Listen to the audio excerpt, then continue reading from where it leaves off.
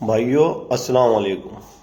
मेरे कस्बे वासियों और कस्बे के आसपास जितने भी कस्बे हैं, शहर हैं, सभी को खास मैसेज में देना चाहता हूँ।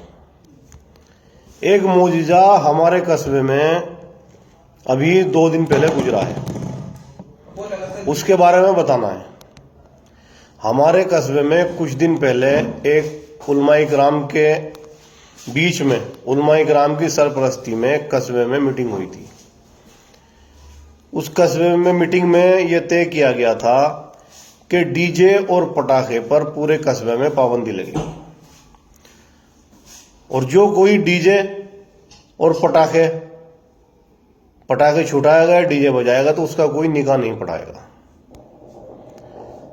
हमारे यहाँ कस्बे में एक नई आबादी है, उसको चंदनपुरी कहते हैं। उसमें जोगी समाज में एक बारात आ रही थी। वो जोगी समाज ने परसों हमारे यहाँ गाड़ी वाले पे बारात को रोक दी। उस बारात में डीजे भी था, बैंड बाजा भी था। उन्होंने बारात रोक के पहले निकाह पढ़वा लिया। इमाम साहब को कहा कि जी कुछ नहीं होगा, बिल्कुल शांति के साथ सब कुछ हो रहा है। इमाम साहब से निकाह पढ़वा लिया।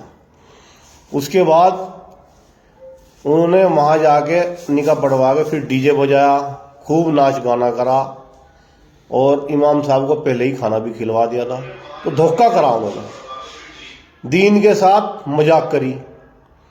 इमाम साहब को बड़ी तकलीफ हुई, इमाम साहब रोए उस बात पे बहुत। जो जिन आदमियों को पता लगा सबको बड़ी तकलीफ हुई। फिर उसके बाद उनकी बारात जानी थी अगले दिन पानीपत।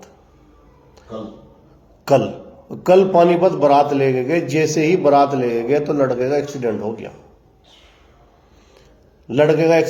वहां भी वे डीजे ही लेके जा रहे थे। अस्पताल में लड़का चला गया। 1 दिन तक अस्पताल में रहा, उस लड़के का इंतकाल हो गया। अब हालात ये हैं कि हमारे कस्बे में ना तो उन्हें कोई चारपाई दे रहा, ना कोई जनाजे की नमाज पढ़ा रहा। उस लड़के की लाश उसकी आ चुकी है, पोस्टमार्टम हो गया। अभी आज शाम को ही ईसा के टाइम उसकी लाश आई, मगर कोई नमाज नहीं पढ़ाने के लिए तैयार है। तो भाई अगर आपको ये काम करना भी है तो दीन के साथ खिलवाड़ ना करो, मजाक ना बनाओ। अगर कोई बात उलमाए किराम के बीच में हुई तो आप उलमाओं की नहीं मानोगे तो किसकी मानोगे? भाई शैतानों की हम नहीं मान रहे, बड़े आदमियों की हम नहीं मान रहे, और उलमाओं की भी नहीं मान रहे, तो फिर तख्ता गुम होना ही है भाई। ऐसे ही हालात होंगे, ऐसे ही मौजूद होंगे। इनसे बचो, तौबा करो।